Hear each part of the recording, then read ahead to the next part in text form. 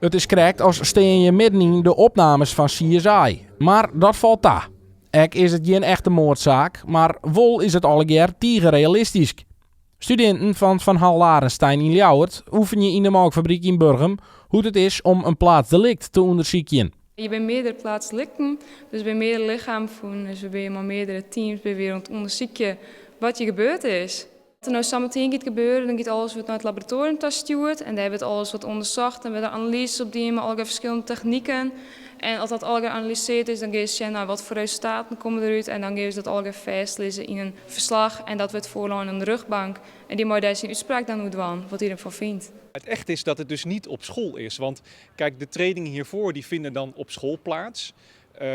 Maar hier, ja, door waar we hier dus zijn nu, lijkt het gewoon veel echter. En je zult ook zien dat er ook bloedsporen zijn aangebracht op de plaats, de delicten en zo. Dus ja, daardoor lijkt het gewoon echt veel echter. Je kan dus net voor en dadelijk zijn plaatsdelict opstappen en sporenonderzoeking gaan. Dat had in het voor nogal wat voeten in die ierde. En de ondervinding uit het laboratorium is dan ook tegenwichtig. Nou beloek je het echt heel erg van je sporen samenstellen en zo. Je gaat wel benieuwd van dit met samen in het laboratorium, dus je leest de verband heel erg.